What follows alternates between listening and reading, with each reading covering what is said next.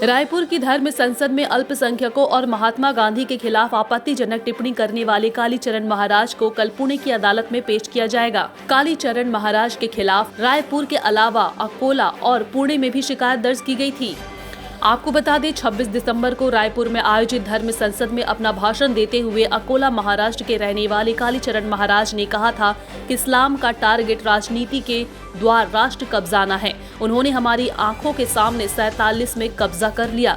भाइयों, दो कब्जाया हमारी आंखों के सामने। ईरान, इराक, अफगानिस्तान तो पहले ही कब्जा चुके थे। बांग्लादेश और पाकिस्तान हमारे सामने कब्जाया, उन्होंने राजनीति के द्वारा कब्जाया। उसके इस बयान के आधार पर गिरफ्तार किया गया है और कल उसे अदालत में पेश किया जाएगा।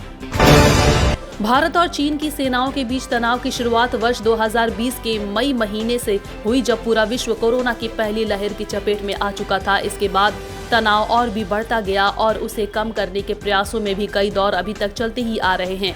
मगर हाल ही में पेंगोंग त्सो झील पर कथित तौर पर चीन के पुल बनाने की खबरें, जो गलवान घाटी में अपना झंडा फहराने की बात हो, भारत से लगी अपनी अघोषित सीमा पर चीन ने एक बार फिर से जोर आजमाइश करनी शुरू कर दी है।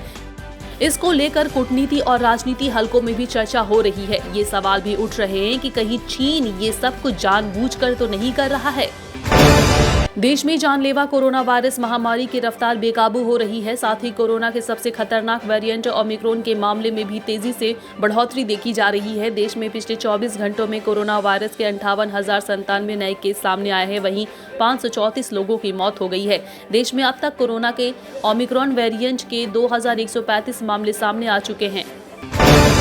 राष्ट्रीय राजधानी दिल्ली समेत उत्तर भारत के अन्य हिस्सों में बारिश के चलते ठंड बढ़ गई है। बुधवार सुबह पहाड़ों पर हुई बर्फबारी व बारिश और दिल्ली में बूंदाबांदी की वजह से तापमान में गिरावट दर्ज की गई है।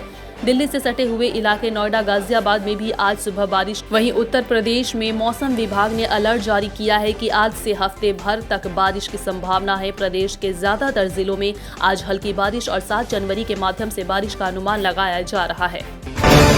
कोरोना महामारी का खतरा एक बार फिर से देश पर गहराता जा रहा है। महाराष्ट्र और दिल्ली सबसे ज्यादा प्रभावित राज्य हैं। कोरोना के नए ओमिक्रॉन वेरिएंट के चलते खतरा और बढ़ रहा है। लगातार बढ़ते संक्रमण के मामलों को देखते हुए अब कई राज्यों ने अपने स्कूल, कॉलेज और अन्य शैक्षणिक संस्थान बंद कर दिए हैं। चंडीगढ़, दिल्ली, बिहार, यूपी, हरियाणा समेत कई राज्यों में स्कूल बंद किए जा चुके हैं, जबकि कई अन्य राज्यों में अभी स्थिति पर विचार किया जा रहा है।